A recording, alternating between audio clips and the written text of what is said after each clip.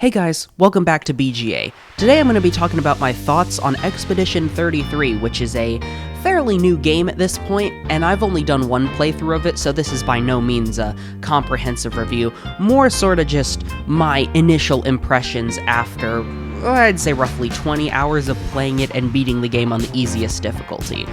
And while you may chastise me for playing it on the easiest difficulty, I would argue this game is really difficult, even in easy mode, especially if you're not good at doing the type of dodging and parrying and the sort of thing that's very common in FromSoft games. Because a lot of the attack patterns, and not the gameplay in general, but just the way the enemies act and attack in this game is sort of inspired by how FromSoft does it. You know, punishing you for panic dodging, making attacks with enormous wind-ups to throw the player off, that sort of thing. But of course I've gotten into a single element of the combat before actually talking about what the game is.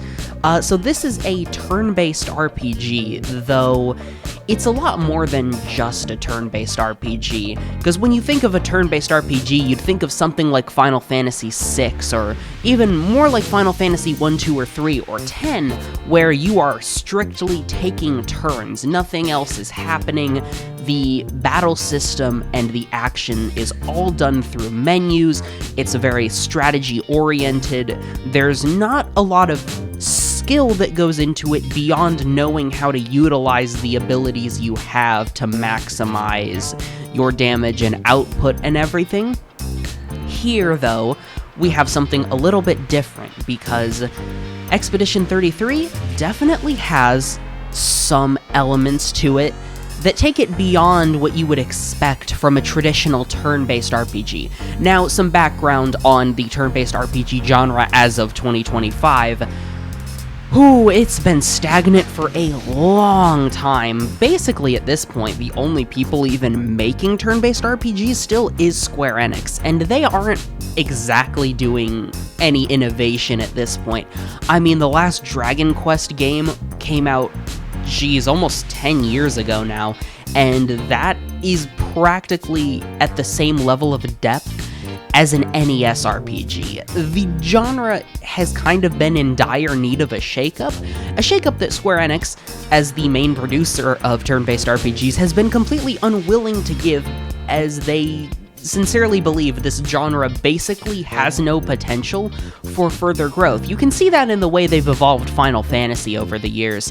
Ever since Final Fantasy X and X-2, they have repeatedly not used turn-based combat, instead going for whatever Final Fantasy XII was, or some fusion of turn-based and real-time combat, or going straight into like full real-time combat like 15 and 16. So when Expedition 33 came out, it was a very big shakeup, because this game essentially proves that turn-based RPGs are still viable and can still be easily popular in the modern day, which, I mean, it's kind of absurd that you have to prove that. I mean, you could honestly have said the same thing back on the PS2 about Final Fantasy X. Gaming was evolving a lot back then, getting a lot more powerful and stuff, and the fact that Final Fantasy X, a very, strategy-focused, fully pure turn-based RPG, was one of the premier games in the first year or so of the PS2's life, really does put into perspective that, this genre doesn't have to be dead. It doesn't even have to be a pariah for a company. It can, in fact, be something very successful, as we've seen with Expedition 33. And one of the more impressive things about the game is the way it was developed, obviously. The game itself is made in Unreal Engine 5, which for a long time, basically since the start of the 9th gen, has been heralded as the future of game design. Games would be so much easier to develop and produce and make look extremely good through this engine. And what we ended up getting Oh, if I want to talk about the main example I know of, Ark Survival Ascended, which is essentially what happens when you port an Unreal Engine 4 game into Unreal Engine 5 and do essentially nothing else to it. Which is to say, it's complete and utter garbage. But Expedition 33 here has really shown what it's capable of.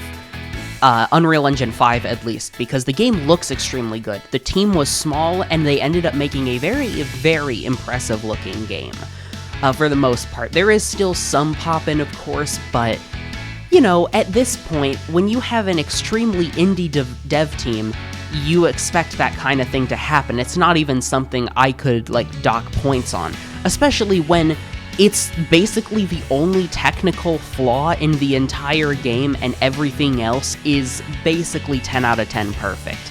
Now, let's actually talk about the game itself. It's actually very similar to, in movement structure and everything, to something more like Final Fantasy VII, or, well, I guess really any turn-based RPG that, or any Final Fantasy before 10, because like those games, it has an overworld. It has a world map that you run around, basically a miniature that your characters are moving across, which enemies are on, different locations you can go into, like those classic games. And frankly, I think that's just completely fantastic. I have really been missing a type of game that takes that sort of approach, especially with the way that this game has really mastered how that works, with the addition of swimming, and then eventually flying, and then diving later on in the game as ways to traverse the map. Really takes the game into feeling a lot more like how the very first Final Fantasy was structured in such a masterful way to get the player accustomed to the world, get them to remember locations as you open up more and more freedom over time, until eventually you get an airship or a way to fly, and now you can go wherever you want and do whatever you want. This game basically has the same thing. Now, what about the dungeon design? Well, the dungeon design is honestly pretty standard for the genre these days. I don't think there's anything in particular I can say that's either negative or positive about it either way. It's just really, really good, honestly.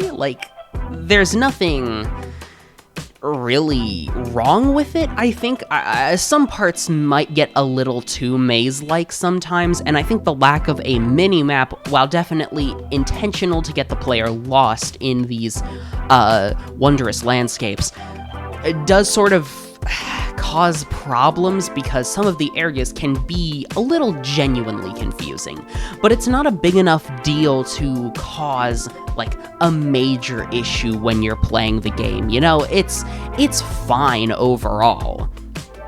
Now, if I was going to say anything more about the battle system, I'd say that this is probably one of the most exciting games I have ever played, because the feelings you get trying to parry every attack, or trying to even dodge sometimes, with the way some of these enemies work and their attacks, and just the frantic pace of the attack phases, is just really impressive. I haven't seen anything like it in a very long time, and this game really is just a masterclass in terms of game design, battle design, not to mention the story, which honestly I can't even talk about, because I don't believe anyone who is even 1% interested in this game should have any part of the story spoiled.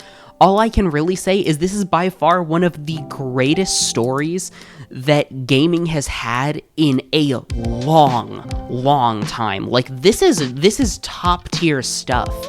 And what I can say is that even games that are also best in class, stuff like The Last of Us, for example, while those are very good video game stories, they sometimes lack a certain element to them that Expedition 33 has.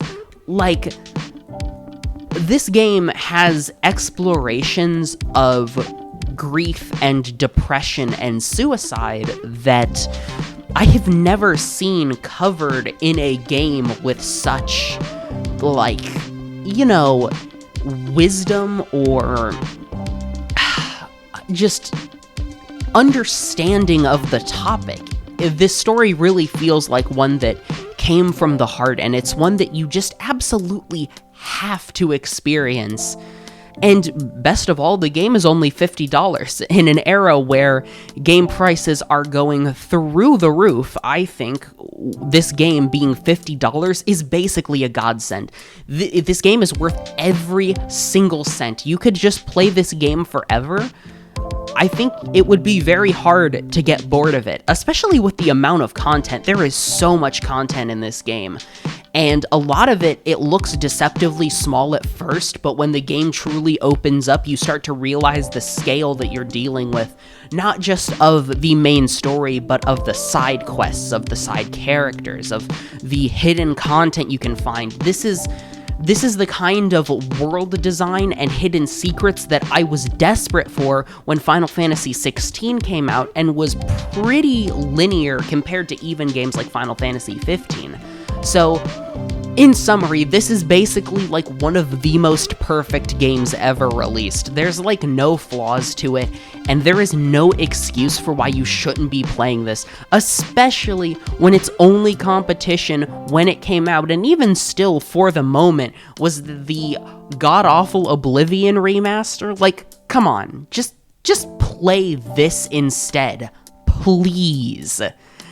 But anyway, I can't say much more without getting into spoilers for areas or characters, so I'll leave it there. Just know, you have to play this game. If there's anything you ever listen to me about, it's play this game. Please. Thanks for watching.